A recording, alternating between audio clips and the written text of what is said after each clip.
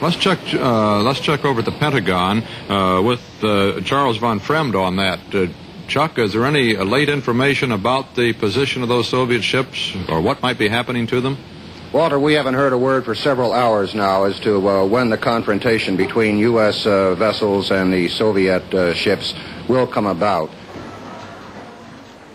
Nerverne var spændt til bristepunktet. Folk forsøgte at forberede sig på et muligt atomragnarok. En bølge af panik gik over USA og store dele af den øvrige verden.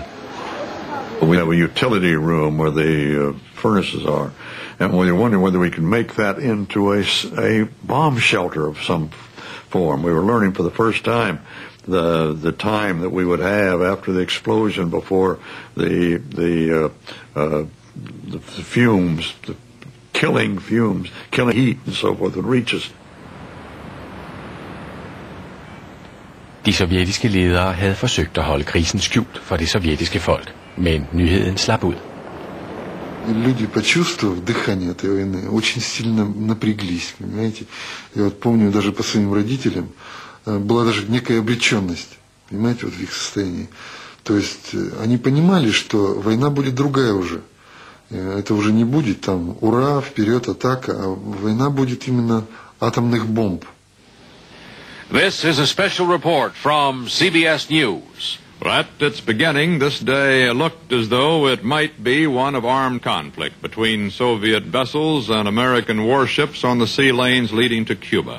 But there has been no confrontation as far as we know, and some hope has been generated by suggestions of negotiation. I sidste øjeblik lød det til, at missilskibene havde sat farten ned eller ændret kurs. Samme aften spiste Kennedy middag i Det Hvide Hus med nogle venner. En af dem foreslog at skåle på succesen, men det afviste Kennedy. Det var næppe over endnu, sagde han.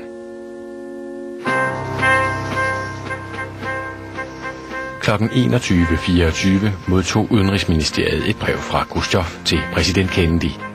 I det afviste Khrushchev alle Kennedys krav. De missiler, der allerede var installeret i Cuba, var ved at blive gjort klar til aktion. For første gang i dets historie blev forsvarsberedskabet i USA's strategiske luftkommando sat op til niveau 2. Næste trin, niveau 1, ville betyde krig.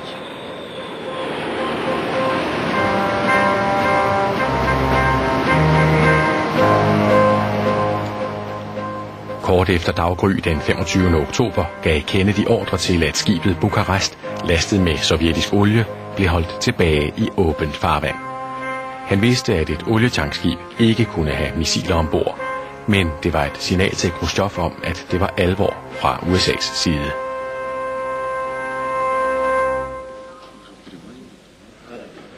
Samme eftermiddag i FN tog Adlai Stevenson en åben konfrontation med sin sovjetiske modpart, ambassadør Zorin. All right, sir. Let me ask you one simple question.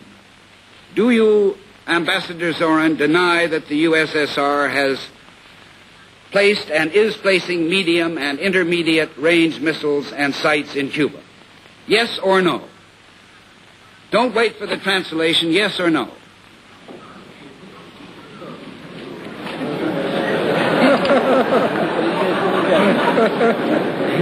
Я не нахожусь в американском суде. I am not in an American courtroom, sir, and therefore I do not wish to answer a question that is put to me in the fashion in which a prosecutor does. In due course, sir, you will have your reply. We're in a court of world opinion right now, and you can answer yes or no. You have denied that they exist. I want to know if I've understood you correctly.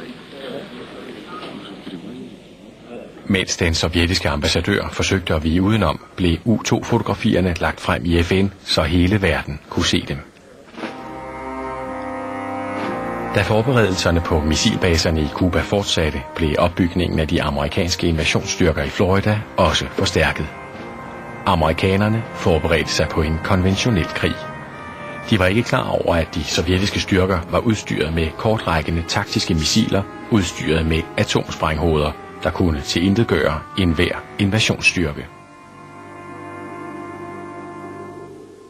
Если бы начали они наступать, высаживать морские десанты, воздушные десанты, они бы понесли очень большие потери, потому что дрались бы до последнего. Там отступать некуда. El 26 de octubre, con el mando militar soviético, que él rindió un parte del estado de la fuerza, él me dice: regimiento de aviación, listo; regimiento coheteriles, tierra-aire, listo; regimiento de fuerzas de armas nucleares tácticas, listo; la unidad de cohetes, lista.